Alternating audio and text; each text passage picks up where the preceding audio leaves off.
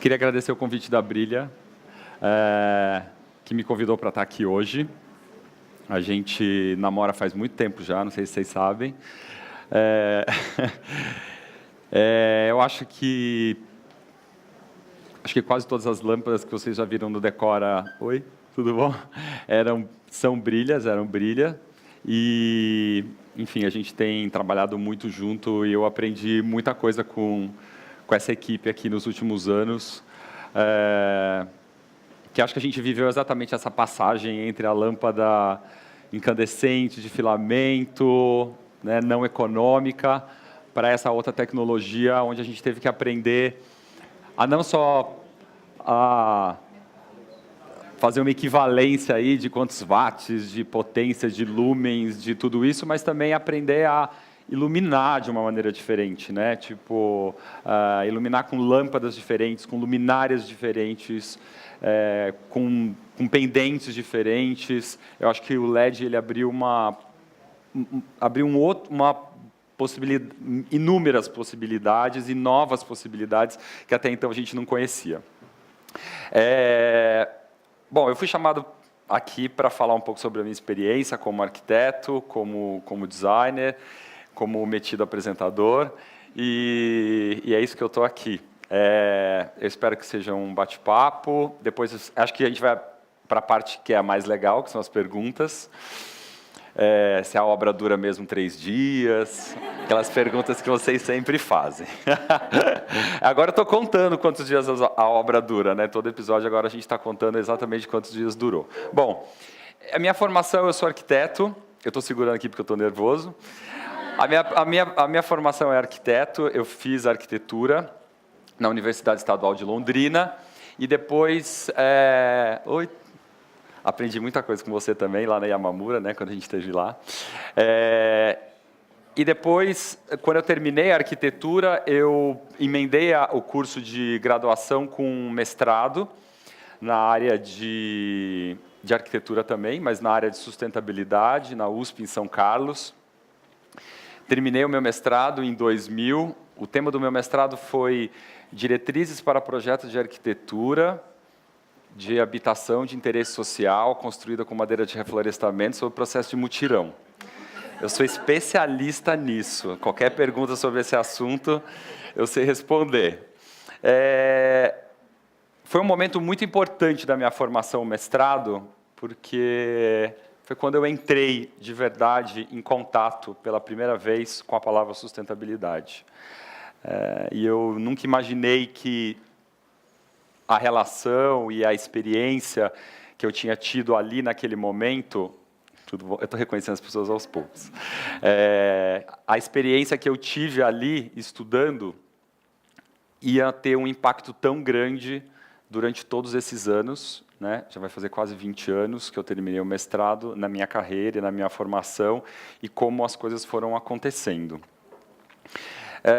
Resumindo, eu terminei o mestrado, do mestrado eu vim para São Paulo para fazer um doutorado, eu era muito CDF, eu sou muito CDF, muito Caxias, e aí a minha orientadora falou, não, você tem que ir para lá, para São Paulo, para fazer um doutorado, continuar a carreira acadêmica, você vai ser um grande pesquisador, tal. E, na época, eu acabei caindo na Poli, na Escola Politécnica, me desculpe os engenheiros aqui presentes, mas, assim, eu fiz uma reunião, nunca mais apareci, fiquei morrendo de medo, mandaram ler uma pilha de livros. Nessa época, em 2000, o termo ainda... A pesquisa sobre sustentabilidade era uma coisa muito nova. Para vocês terem uma ideia, na FAO não existia nenhum professor que fazia pesquisa na área de sustentabilidade, na área de construções sustentáveis. E, ao mesmo tempo, a Poli estava criando o que seria depois o selo de certificação ambiental brasileiro, que é o selo Aqua. Eles estavam começando essa pesquisa, então eu acabei caindo lá. Eu falei, putz, não vou fazer o doutorado não, já estudei demais. Só que eu tinha vindo para São Paulo, eu não conhecia ninguém, eu não tinha trabalho. Eu comprava todo domingo a Folha de São Paulo, eu tinha um caderno Empregos, para procurar emprego ali, né, e ficava olhando uma vaga. A internet tinha acabado de aparecer, não é hoje, né, que você entra lá nos sites e acha um monte de vaga, não era assim. Tinha que esperar o domingo para vir o caderno de empregos para ver se tinha um emprego para arquiteto com formação sem experiência, com mestrado sem experiência. Aí um dia eu achei, precisa-se de arquiteto com mestrado. E aí eu descobri que, na verdade, era uma vaga para ser professor de design de para ser professor de design de interiores no Senac. Nesse momento, as escolas que ensinavam design de interiores, elas estavam procurando arquitetos que tinham formação, que tinham mestrado, e eles me escolheram para dar aula no Senac, porque minha formação é na área de sustentabilidade e os cursos de design de interiores de graduação já tinham, na sua ementa ali, uma necessidade de um conteúdo que falasse sobre ecodesign, sobre design sustentável, sobre tudo isso, e eu comecei a dar aula de design de interiores. Eu dei 10 anos aula de design de interiores. Isso foi uma grande escola ter dado aula. Eu dei aula em vários lugares diferentes, dei aula no Senac, AMB Morumbi, IED, Pan-Americana, para alunos completamente diferentes, dei aula de design de interiores em escolas do Estado, na periferia de São Paulo, e essa experiência de dar aula foi muito... Acho que foi o momento da minha formação assim, que eu mais aprendi, né? E o que eu mais aprendi dando aula é que eu poderia aprender muito ensinando, né? Isso foi o grande clique assim, que eu tive na minha carreira, que eu falei, putz, é isso. Se eu começar a dividir informação com as pessoas, se eu começar a falar o que eu sei, as pessoas também vão fazer a pergunta do que elas não sabem, e vão me ensinar coisas que elas sabem que eu não sei. E eu comecei a perceber que a troca dentro dessa profissão era muito importante. Em 2006, mais ou menos, eu abri meu escritório, que chamava Maurício Arruda. Aí, há 4 anos atrás, eu chamei 2 pessoas que trabalhavam já junto comigo, o Fábio e a Laís. A gente fundou junto a Todos Arquitetura, que é o meu escritório de arquitetura hoje. Para vocês terem uma ideia, a Todos, ela nasceu de um planejamento estratégico, né? A gente sentou numa mesa durante 1 ano e a gente falou, o que vai ser o nosso escritório de arquitetura daqui 10 anos? E a gente começou a pensar a Todos, pensar quais seriam os valores da Todos, qual que era o conceito da Todos, qual era o produto que a Todos poderia oferecer que não tinha no mercado. E a gente percebeu que a gente tinha uma formação, os 3, o Fábio é advogado, a Laís é arquiteta, a Laís tinha muita experiência em varejo, o Fábio vinha de grandes marcas como Unilever, Natura, tinha sido meu aluno de design de interiores, então era uma formação multidisciplinar. Eu tinha uma bagagem muito grande, já tinha feito MBA em certificação ambiental, depois do mestrado, tudo isso.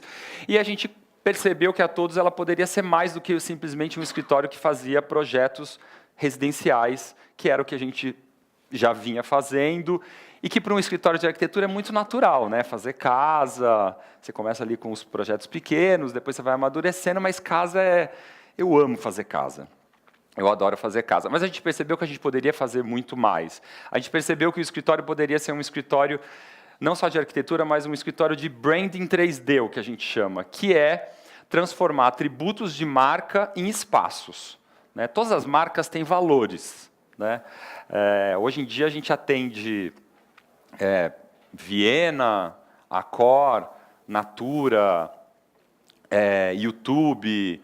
Estamos fazendo retrofit de residenciais, construtoras, Centauro. Enfim, a gente trabalha muito com marca. E a gente pegou todo esse expertise e montou a Todos. E aí, 1 ano depois que a gente tinha inaugurado a Todos, ela já estava funcionando, eu recebi o convite para apresentar o Decora. Quando a gente tem um escritório de arquitetura, eu acho que a coisa mais importante que a gente tem que ter em mente, quando a gente faz esse tipo de trabalho, quando a gente trabalha com design de interiores, com arquitetura, com design, de qualquer maneira, é entender qual que é o propósito do nosso trabalho, né? Por que você quer ser arquiteto? Para que você quer ser arquiteto? Né? É preciso você acreditar muito naquilo que você faz para você conseguir se destacar. E não importa no que você acredita, sem nenhum juízo. Se você acredita em sustentabilidade, se você acredita em luxo, se você acredita em arquitetura hospitalar, se você acredita... Não importa. Mas é importante você acreditar, né, naquilo que você faz, trazer aquilo para a sua vida, e aí sim você vai conseguir se destacar naquilo que você faz dentro da sua carreira. Tem um monte de gente entrando no mercado todos os dias, o nosso mercado é extremamente competitivo, então se não tiver uma verdade na sua fala, na sua conversa, na hora de você vender um produto, né, que é o que a gente faz no final das contas, não acontece. E aí também o cliente fica com uma dúvida, não, mas por que eu vou comprar a lâmpada de você e não de você? Por que eu vou fazer projeto com você e não com você? Porque parece que é tudo igual, né? E aí a escolha fica na base do preço. E a gente sabe que não é por aí, né? Quando a gente fala do nosso peixe, a gente fala do nosso peixe assim, meu peixe é lindo, né? Tem bastante carne, não tem espinha, é super gostoso, não tem gosto de terra, assa em 5 minutos, desfia na... Enfim, né? A gente gosta de falar do nosso peixe, mas a gente precisa descobrir o que o nosso peixe tem de diferente, né, dos outros peixes, para conseguir vender. Então essa pergunta foi uma pergunta que eu me fiz durante muitos anos. Né? Eu comecei trabalhando em outros escritórios, antes de abrir o meu escritório, e eu sempre me perguntava, o que é o meu escritório? O que eu posso fazer? Como que eu posso me destacar? É muito difícil de responder essa pergunta, na verdade. Eu demorei, acho que 10 anos para conseguir responder. Eu acho que ainda estou respondendo, ainda estou descobrindo essas respostas. Mas eu descobri que o meu escritório e o meu trabalho tinham 5 diferenciais. E eu acho que esses são os pilares do meu trabalho, os pilares do meu escritório e os pilares do meu discurso. O primeiro pilar é que eu sempre fui o cara da viabilidade. Eu sempre fui aquele cara corajoso que o cliente chegava e falava assim, nossa, eu preciso fazer uma reforma, eu gosto muito de... Você fala muito de reuso, de memória, de coisas antigas, queria muito fazer com você, tem uma casa inteira para reformar, está caindo os pedaços, eu tenho 30 mil reais. Aí eu falava, vamos fazer. Eu sempre fui esse cara, né? Eu deixei de ser um pouco esse cara quando eu fiquei sócio do Fábio, que é um advogado pé no chão, eu sou o pé no acelerador, ele é o pé no chão, né? Ele é o pé no freio, a mão no freio, e ele falava, não vamos pegar essa desgraça, pelo amor de Deus, nós vamos perder dinheiro. Mas eu sempre fui o cara que falava para os clientes, não, vamos fazer com o que você tem de dinheiro, com 30 mil reais, vamos colocar aqui, vamos investir primeiro nisso que é mais importante, vamos fazer a base, a casa não precisa ficar pronta de uma vez, o projeto de arquitetura nunca fica pronto. Quando eu falo isso, os arquitetos arrepiam, né? A casa não fica pronta, porque a casa é o nosso reflexo, e o nosso reflexo nunca está pronto. Nós estamos o tempo todo em formação. Eu viajo para o Japão, aí eu quero mudar toda a minha casa com coisas que eu vi no Japão, aí eu me separo, aí a minha mulher leva todas as coisas e eu tenho que comprar tudo de novo, daí meu filho nasce, agora tem criança, agora eu preciso arrumar, vem a minha sogra morar comigo, aí eu morava numa casa de 200, eu mudo para um apartamento de 30. Então, essa é a dinâmica da vida. E a nossa casa tem que refletir essa dinâmica. Eu não acredito na casa pronta, né? O que eu entrego, por exemplo, no Decora é uma estrutura, um frame de casa para ser vivida e ser transformada. Todo mundo manda mensagem assim, vocês tinham que fazer uma temporada voltando para ver como estava. Eu já sei a resposta, está tudo diferente. Não adianta, a gente acha que a gente deixa a casa assim, que o cliente nunca mais vai mudar as coisas de lugar. Vai lá e coloca o livro na mesa de centro, assim, sabe? Tipo, ó, volta lá para você ver, o livro está no bidê. Fala, puta, mas como você tirou o livro daqui? Esse só podia... Não existe essa casa, né? A cadeira da sala de jantar virou criado mudo, a cristaleira do quarto virou armário para o banheiro. Essa é a casa de verdade. E eu sempre acreditei nessa dinâmica. Então, eu nunca tive a expectativa de fazer essa casa que ficasse toda pronta. E com isso eu fui criando clientes que viraram amigos, né? E que fazem obra comigo faz muitos anos, que começaram pela sala, que depois fizeram o quarto, que depois fizeram a cozinha, com um pouco de dinheiro que eles tinham, né? Eu acho que o nosso papel, como arquiteto, como designer, é justamente esse.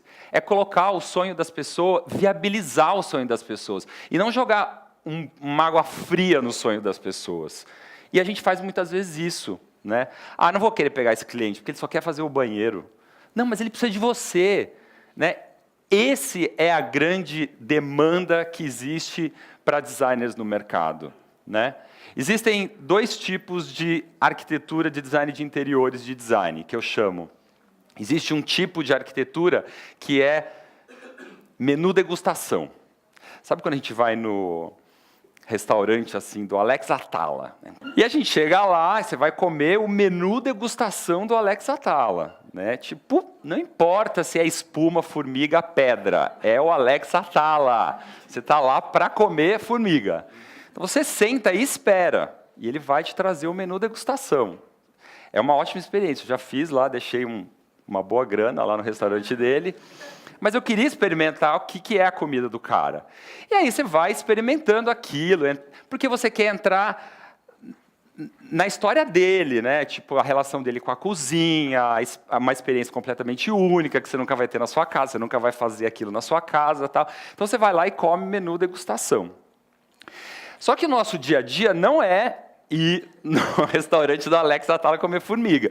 O nosso dia a dia é o à la carte, né? É o molho à parte. Você chega no restaurante lá, pega o cardápio, você olha lá, chama o garçom e fala assim, olha, eu vou querer esse peixe aqui, mas eu quero que você traga o molho à parte, né? E no lugar do arroz, você traz uma saladinha verde, que eu estou de dieta, não quero comer o arroz hoje, eu quero o açúcar separado, né, o molho. Você customiza tudo que você quer comer e aí o cara traz. Eu não posso falar isso para o Alex Atala, chegar lá e falar, por favor, você pode trazer a formiga à parte?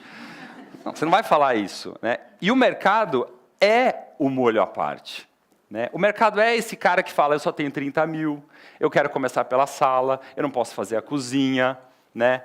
Eu sou romântico, eu sou industrial, eu sou masculino, eu sou divertido, eu sou colorido, eu tenho uma estátua de Nossa Senhora da Conceição que eu quero colocar na sala, né? É isso. Então, não é e a gente sai muito da formação que a gente tem de design, de arquiteto, sai da faculdade querendo ser Alex Atala, querendo, né, fazer tipo menu degustação. E aí do cliente se ele falar que ele não vai comer, né? Que ele não quer o que você projetou. Só que essa não é a realidade do mercado. O mercado está lotado de pessoas que precisam de arquitetos que viabilizem coisas, que façam com pouco tempo, com cliente morando, um ambiente de cada vez, com pouco recurso de gente, pouco recurso de tempo, pouco recurso de grana. Se você abrir os olhos para esse tipo de mercado, chove de cliente. Esse mercado está lotado de cliente. Não existe crise nesse mercado. A crise é nossa, né, de não querer atender esse tipo. Então, eu sempre fui muito confortável. E aí, você vai percebendo com o tempo que os clientes que aparecem no seu escritório são um reflexo do seu discurso. Imagina eu falando tudo isso, vocês acham que apareceu já alguma vez cliente rico no meu escritório? Nunca. Nunca, gente, nunca até hoje chegou um cliente no meu escritório e falou assim, olha, eu tenho todo o dinheiro que você quiser, vamos colocar mármore em tudo quanto é lugar. Por isso que eu falo que é importante que o nosso discurso, aquilo que a gente vende, esteja muito alinhado com aquilo que você acredita. Porque é aquilo que você fala, é o que vai trazer o cliente para o seu escritório, né? Se meu discurso fosse totalmente diferente desse, eu teria outros clientes no escritório. Então, acho que a primeira coisa que eu descobri que é o meu escritório e as minhas soluções, elas são viáveis. E eu acho que essa é a realidade do mercado. Depois, eu acho que tem a questão da sustentabilidade, né? A sustentabilidade ela não é um produto, primeiro de tudo. A sustentabilidade ela é uma atitude. Ela é uma maneira de ser, uma maneira de ver o mundo, né? A sustentabilidade ela não é egoísta, ela é altruísta, não é para mim, não é para hoje.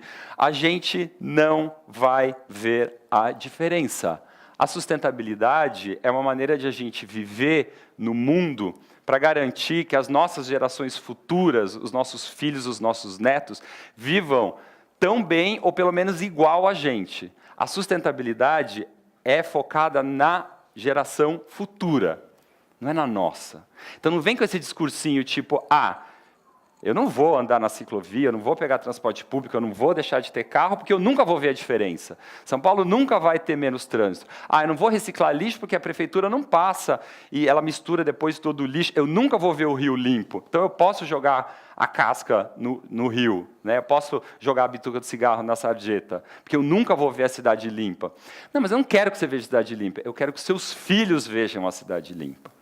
Então, quando a gente começa a pensar no outro e no futuro, isso muda completamente a nossa estratégia de ação com o nosso vizinho, no elevador, na garagem, na rua, na cidade, no planeta, né? O planeta ele vai continuar existindo, mesmo que a gente continue fazendo tudo errado. O que não vai existir é a gente, né? Essa que é a questão, né? É a gente que vai acabar. O mundo vai virar, sei lá, uma embalagem de plástico, que seja, né?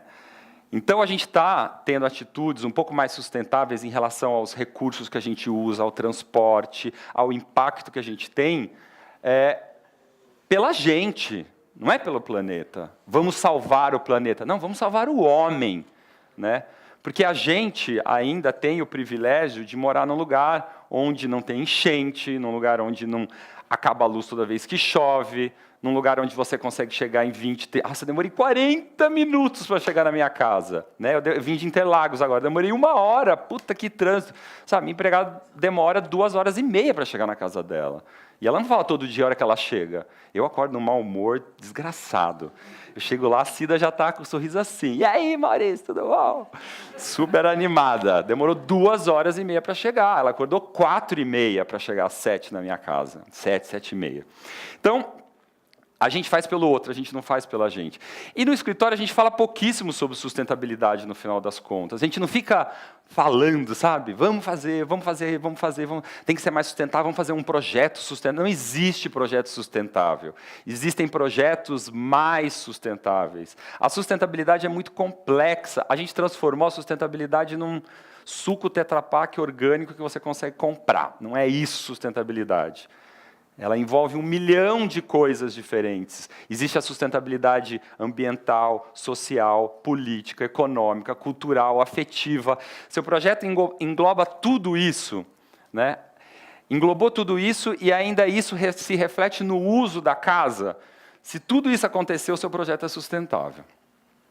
Agora, a sustentabilidade ela não é para... ela não é para desencorajar a gente a ser menos sustentável, né? Pelo contrário, a sustentabilidade, quando a gente tem uma visão assim, ser mais sustentável e não ser 100% sustentável, é mais tranquilo, é mais legal. Ninguém tem obrigação de ser 100% sustentável, porque você não vai conseguir abranger num projeto todos esses aspectos. Eles são dinâmicos, eles mudam, eles envolvem o uso e não só o projeto, né? Então, se você estiver sendo mais sustentável, legal. No próximo projeto, tente ser mais, né? Não consegui fazer tudo sustentável, então melhor não fazer. Não, não é isso, né? A sustentabilidade ela é uma direção, é um caminho, é um lugar para onde a gente tem que olhar. E a gente nunca vai chegar, né? Porque não é para a gente, é para o futuro. Então, acho que a questão da sustentabilidade é uma outra coisa importante e que sempre permeou as minhas atitudes. Eu reciclo lixo, outro dia eu estava falando, eu reciclo lixo faz 20 anos. Faz 20 anos. Eu já implementei coleta seletiva de lixo em todos os prédios que eu morei em São Paulo, acho que uns 6 mais ou menos, desde quando eu mudei para cá em 2000. Mas a prefeitura mistura. Mas o catador, ele espera o lixo separado na calçada. E os catadores de papel são os grandes recicladores de lixo do nosso país.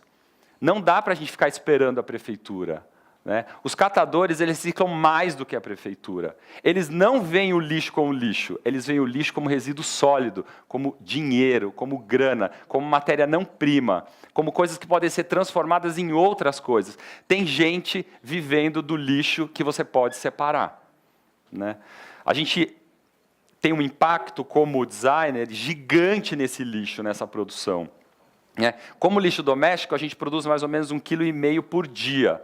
Numa caçamba pode caber 700, 800 toneladas de lixo, mais ou menos. E a gente pede caçamba como se a gente estivesse pedindo uma pizza, né?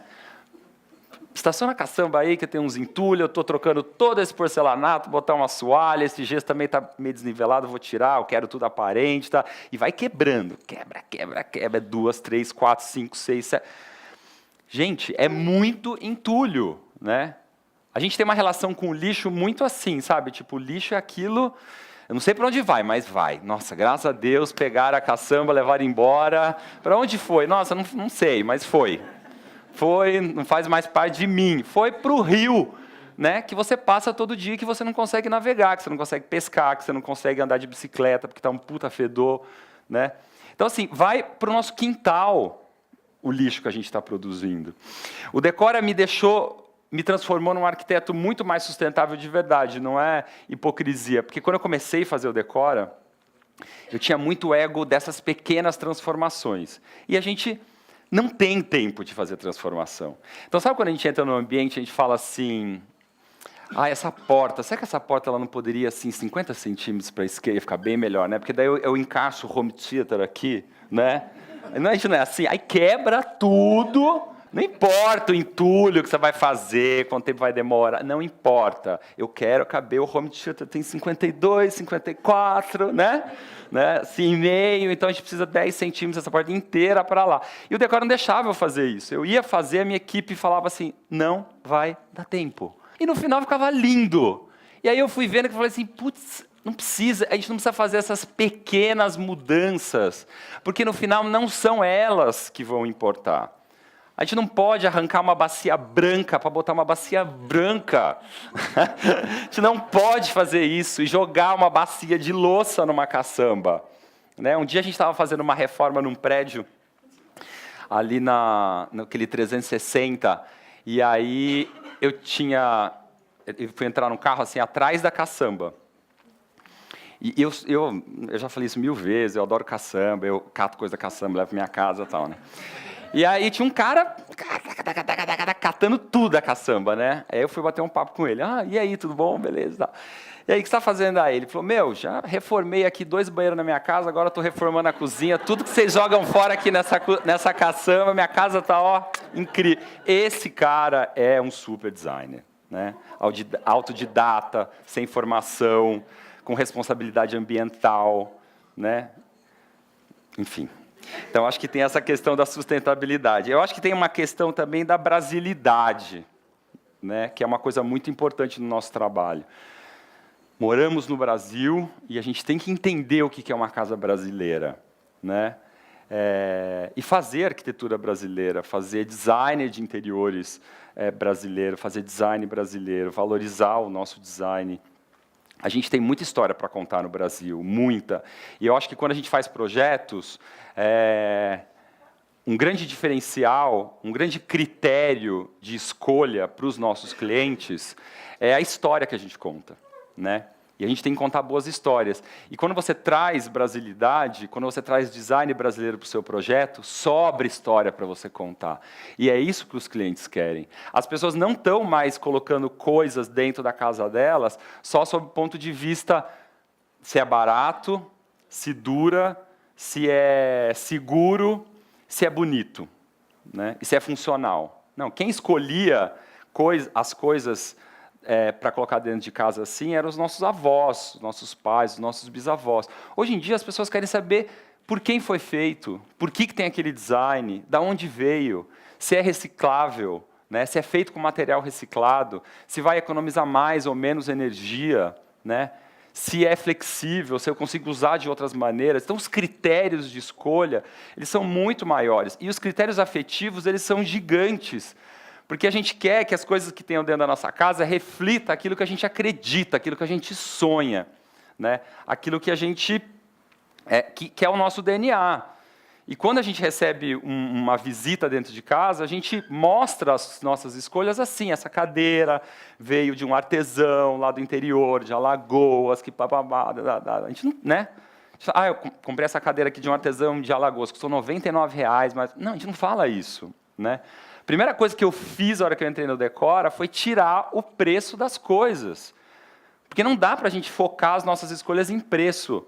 E não é que eu faço só escolhas caras, muito pelo contrário. Eu sou o rei do high and low. Eu misturo tipo C&A com Depot no Decora. Tipo, C&A não, C&C, Teleanorte, sei lá, Leroy, sabe, com Lina Bobardi. Eu sempre fiz isso no decor. Esse é o segredo da nossa profissão, é conseguir fazer justamente essa mistura.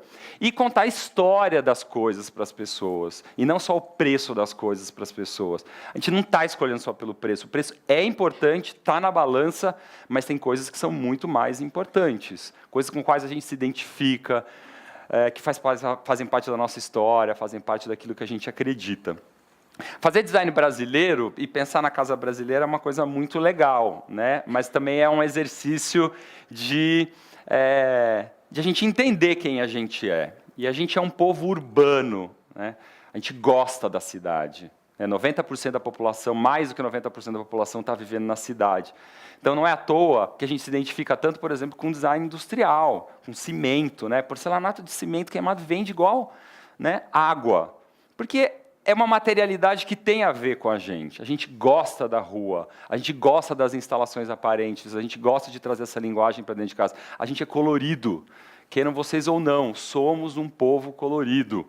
Faz parte do nosso DNA. A casa colorida ela é mais informal, a gente é alegre, a gente é irônico, a gente é bem-humorado, a gente se abraça, senta no chão, fica mais um pouco, não repara a bagunça, sabe essas coisas? Cozinha sempre cabe mais um. Essa é a nossa casa, né? Passa lá quando? Né? Não, passa lá, a gente vai se falando quando? Hoje, amanhã, né? As nossas relações são assim, né? Toda vez que não repara a bagunça, né? Repara na bagunça, essa é a minha casa, é assim que eu vivo, né? Não adianta você ficar toda hora repetindo repara a bagunça. Não, essa é a minha casa, seja bem-vindo, né? É isso que falta um pouco para a gente fazer design brasileiro. Assumir quem a gente é. Né? Senta, fica à vontade, vai ter bolo. Né? Tipo, esse é o design brasileiro. Então, a gente sempre tentou, no escritório, refletir um pouco isso.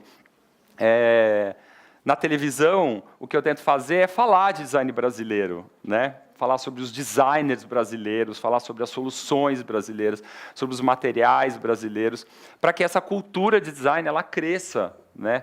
Porque a gente é um povo muito bebê em design ainda. Né? Outro dia eu vi uma coisa pavorosa da boca de um arquiteto, infelizmente. Falou assim, nossa, o meu pior inimigo hoje em dia é o Pinterest.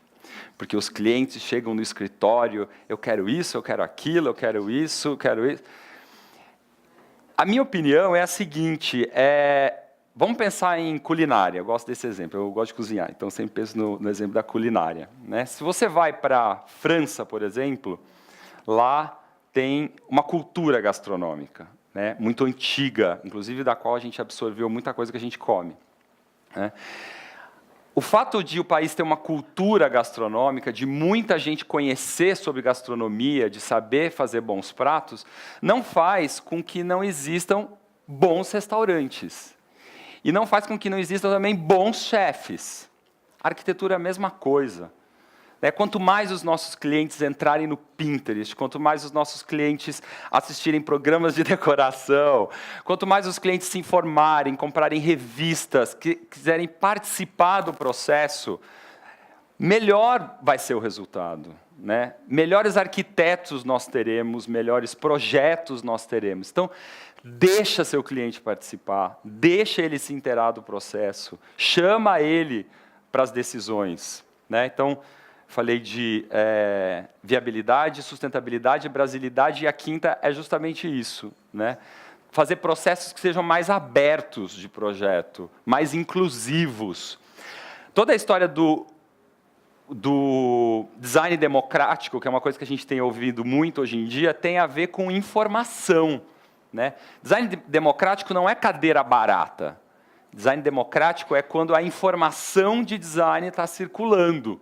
Quando as pessoas estão trocando experiências em relação ao design. Quando elas estão aprendendo umas com as outras. Isso que é design democrático. Não é móveis baratos que as pessoas podem comprar. Né? Quando as pessoas têm informação, elas vão conseguir comprar o melhor com o dinheiro que elas têm. Não é uma relação do mais caro e do mais barato. Depende, o que é caro para você pode ser barato para mim e vice-versa. Né? Então, essa postura de a gente entender o nosso cliente como um parceiro, eu sempre fiz isso dentro do escritório. Sempre, sempre, sabe? Tipo, Ah, mas é super complicado, o cliente dá muita opinião, a reunião demora muito, não sei o que lá. Mas é quando os projetos ficam melhores. É quando o cliente entra dentro de casa e fala, nossa, essa casa é a minha cara. Né? Esse que é o goal, esse que é quando a coisa dá certo. Né? E ele só consegue fazer isso quando ele participou, e não quando é uma surpresa. Eu nunca também recebi dentro do escritório aquele cliente que fala assim, olha, eu vou te dar a grana, e daqui 2 meses eu volto aqui, eu quero tudo pronto. Esse cara nunca me procurou, né? Porque ele sabia que ele ia ter que trabalhar muito na minha mão, que ele ia ter que ir junto comigo no home center, que ele ia chamar ele para uma reunião uma vez por semana, que a gente ia criar grupo no WhatsApp, que ia azucrinar a vida dele. Você prefere esse ou esse? A gente é meio um balizador dentro do escritório, para não deixar o cliente derrapar e capotar. O resto, tirando isso, tirando essa equação que a gente tem que fazer e falar que vai ficar uma merda com o cliente com justificativas técnicas, né? Com justificativas não, vai ficar uma merda porque vai ficar cafona. Não, cafona é uma coisa muito subjetiva, gente. Cafona, chique, sofisticado, eu não falo essas palavras. Porque é uma coisa muito... o que você... Nossa, eu fui num lugar que era super sofisticado. Eu posso chegar lá e falar, puta merda, esse lugar é horrível. Mas não importa a minha opinião, né? Nós, arquitetos, não somos chamados para dar uma opinião de gosto. Né? A gente é chamado para dar uma opinião ou com embasamento estético, né? Ou com um embasamento funcional, técnico. Né? É como você ir num cardiologista e o cara fala para você, olha, você vai ter que fazer um transplante... Não você, né? Espero que não. Você vai ter que fazer um transplante, sei lá, de coração, né?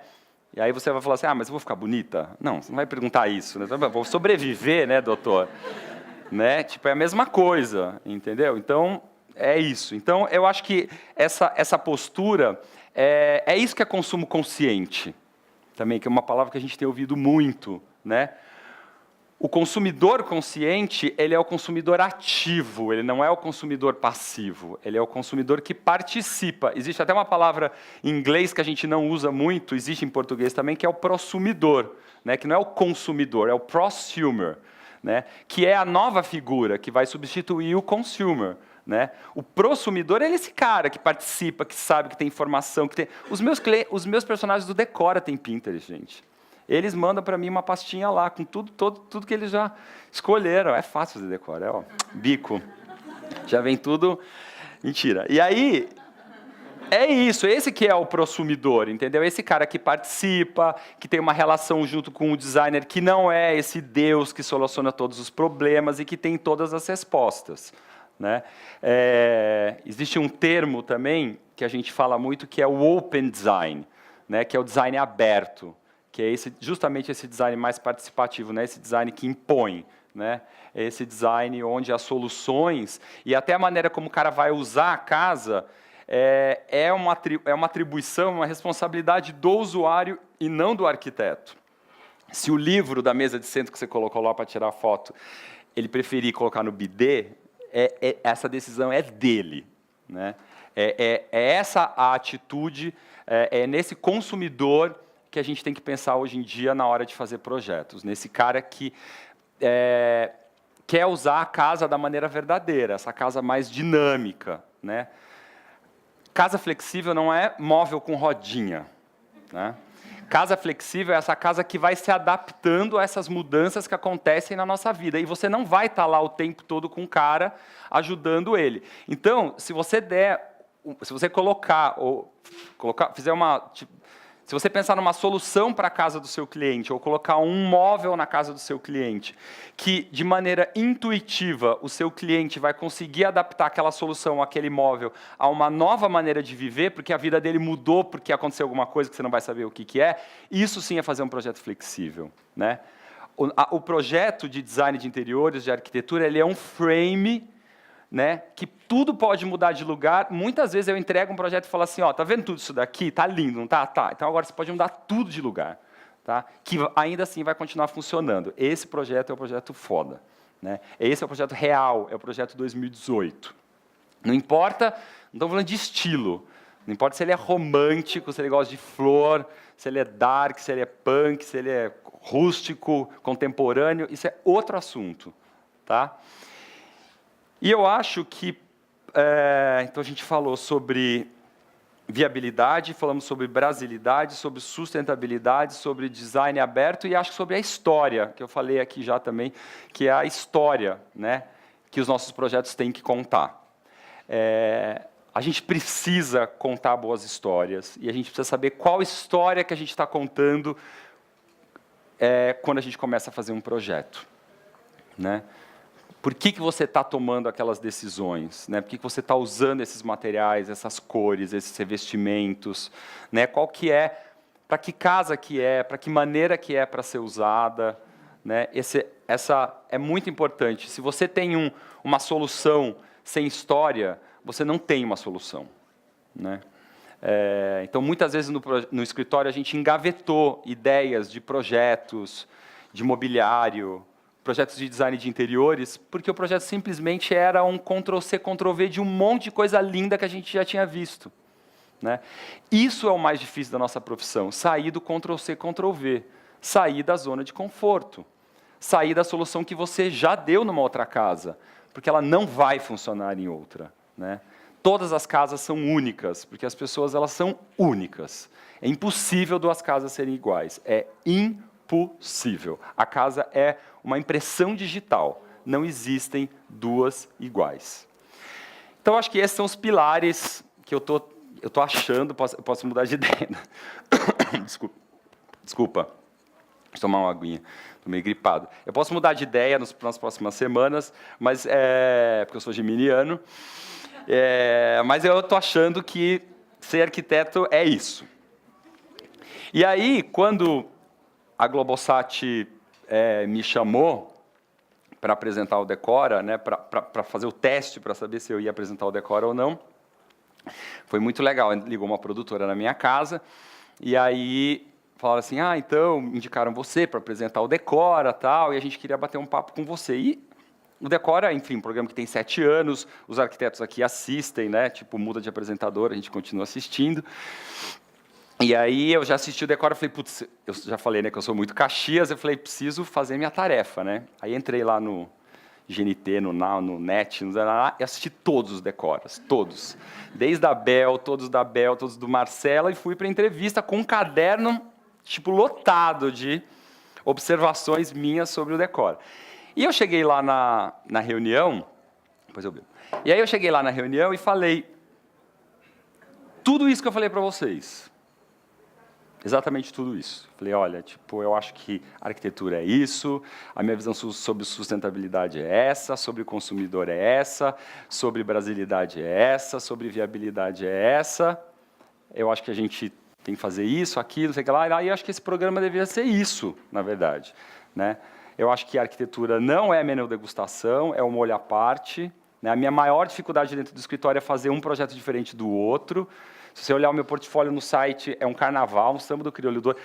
Meu sonho era ter aquele site de arquiteto onde é tudo bonitinho, sabe? Aquela time, assim, tipo monocromática, com tons de bege. Eu sempre quis isso. Trabalhei muito isso na análise. Você entra no portfólio do meu escritório, é o samba do crioulo doido, é o rústico contemporâneo, sei que lá, porque não é a minha linguagem. A minha casa é a minha cara. O resto é a cara de cada um dos meus clientes, que são completamente diferentes. É verdade, gente, já tive muita crise em relação a isso, de entrar em site de outros arquitetos e falar, por que meu site não é assim tão lindo? Tudo, parece que você vai, parece tudo a mesma casa, né? Mas eu acho lindo. Parece tudo igual, né? Não, eu já fiz muitos anos de análise, já resolvi esse assunto. E aí falei tudo isso. E aí eles falaram, beleza, você vai começar a apresentar o Decora daqui 15 dias. Então, assim, tem sido uma super experiência fazer o Decora, do fundo do meu coração. Eu desejo a todos os arquitetos e decoradores aqui presentes, designers de interiores, que um dia apresentem o Decora. Eu sou outra pessoa, eu não sou essa pessoa, eu não era essa pessoa antes de apresentar o Decora. Eu me transformei nesses 2 anos e meio. Eu já fiz 60 transformações diferentes, mais de 60, a gente está nas 60 e pouco. E eu acho que não existe um privilégio maior do que você entrar na casa das pessoas e na casa de tanta gente diferente. Né? E fazendo Decora, eu me lembrei muito do mestrado, que é onde a gente começou a nossa conversa, que era um estudo sobre habitação, né, construída de uma maneira sustentável por um processo de mutirão, onde basicamente as pessoas poderiam construir as suas próprias casas, né? E o que eu faço hoje no Decora é exatamente a minha especialidade, né? É fazer projetos que são mais sustentáveis sobre todo esses pontos de vista, sustentável economicamente, culturalmente, porque eu falo de Brasil, ambientalmente, porque, enfim, a gente é super parceiro, né? A gente sempre tem essa preocupação de criar menos entulho, de usar os recursos da maneira, não sair quebrando tudo, né? De fazer com que as pessoas participem. Eu sempre pergunto lá na entrevista, tem Pinterest? Fala o que você quer. Antes de fazer aquela entrevista, eu ando na casa das pessoas inteiras, eu abro guarda-roupa, eu abro gabinete de banheiro, eu abro tudo, né, para saber... A coisa mais difícil é você entrar na história das pessoas, né? Mas esse que é o grande privilégio, né? Eu nunca tinha tido essa experiência de ter tantos clientes diferentes. Quando você tem um escritório aberto, as pessoas, de fato, vêm até você porque elas se identificam com o seu estilo. E o Decora ele é o oposto disso, né? Eu vou até a casa das pessoas porque elas querem uma transformação com a cara delas. Então, quando eu entro lá, eu tenho que entrar dentro daquela história, eu tenho que entrar dentro daquilo que a pessoa acredita. Aí ela fala assim, eu adoro flores na decoração. Eu odeio, na minha casa não tem nem um lençol florido, né? Mas eu tento pensar com a cabeça daquela pessoa. Como seria a minha casa se eu fosse assim? Se eu acreditasse nisso, se eu visse a casa dessa maneira, se eu usasse meu quarto dessa maneira, se eu usasse minha cozinha dessa maneira. E aí, esse exercício é incrível. É super legal, porque eu tenho feito coisas que eu nunca imaginei que eu faria, que eu gosto do resultado, eu acho legal, né? Não ia entregar uma porcaria, obviamente. Eu sou super crítico, eu participo do processo 100%, não tem um lápis que vocês veem entrando, né, na casa das pessoas que não passou por mim. Eu tenho me dedicado muitas horas da minha vida para fazer esse programa, e tem sido um grande privilégio.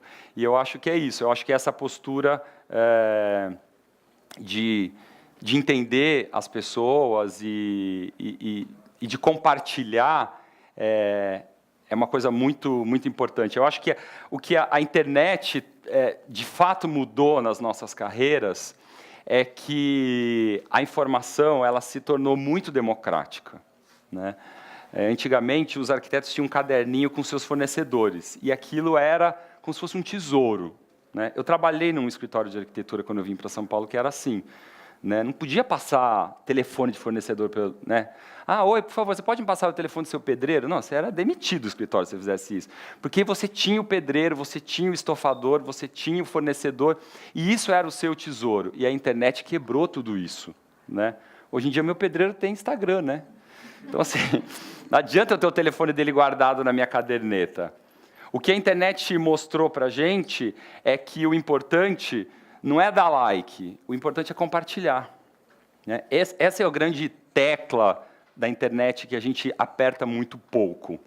Eu gosto, né, eu pino, eu like, e a gente esquece de compartilhar, de mostrar para as pessoas o que você gostou, de mostrar para as pessoas o que você fez, de compartilhar, de dividir. Tudo o que eu falei para vocês, eu acho que o que eu tenho vivido, eu não estou no final da minha carreira, se Deus quiser, eu estou só começando, eu tenho muita coisa para aprender ainda, mas eu acho que um grande ensinamento do fundo do coração que eu poderia deixar aqui com vocês hoje, que a coisa mais importante que vocês podem fazer é compartilhar. Compartilhar as experiências de vocês, compartilhar a ideia de vocês com os outros, que quanto mais a gente compartilha, mais a gente recebe, mais a gente cresce, e é isso. Obrigado.